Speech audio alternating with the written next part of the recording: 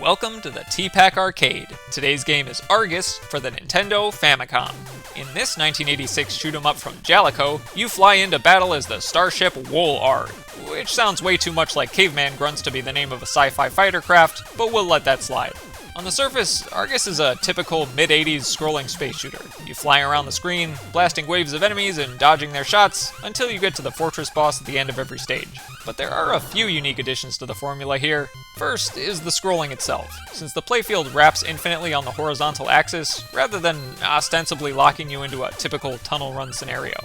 Second is the weapon system. You have a standard blaster to destroy popcorn enemies and stage barriers, and a bomb to earn upgrades. Bombing 3 P icons gives your cannon a power-up, which alternates between a ricocheting circle spread shot on even-numbered levels, and a triple forward shot on odd-numbered levels. Bombing 3 B icons gives you a shield that can absorb a certain number of hits before disappearing, and probably scares all the enemies away because it's accompanied by this terrifying, rumbling, rhythmic siren that sounds like the end of days is upon us.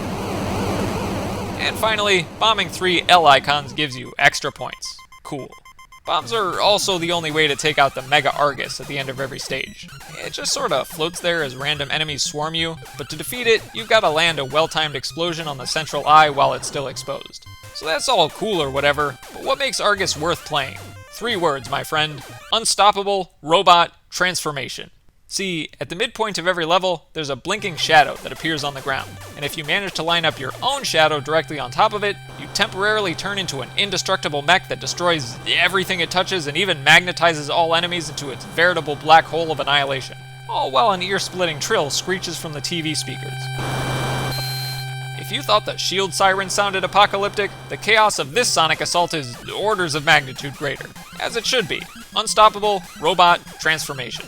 Anyway, in the regrettable interim between mecha rampages, there's a varied cast of enemy spacecraft to contend with.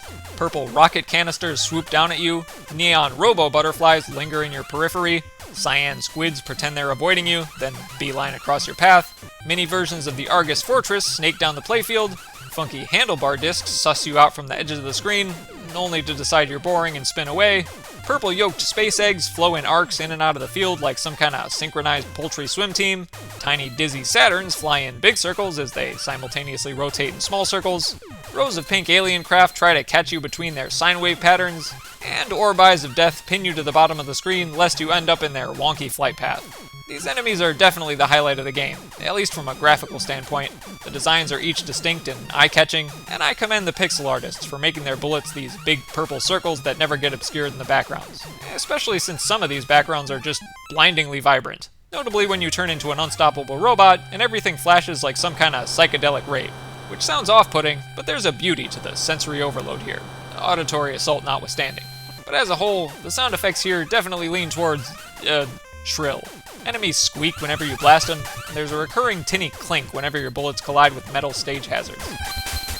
Not that this is bad sound design per se, it just takes some getting used to.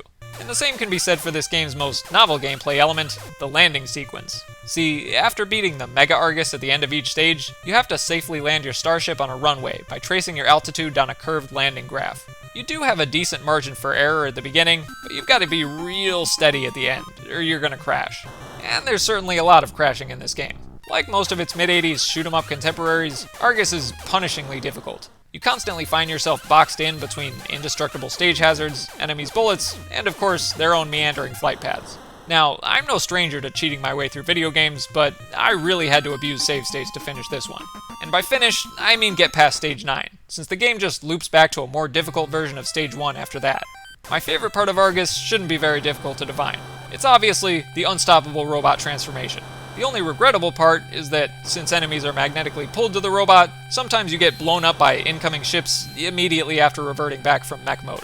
Overall, Argus may not be the most outstanding mid-80s scrolling space shooter, but that doesn't matter because it features unstoppable robot transformation, and that's all I could ever ask for.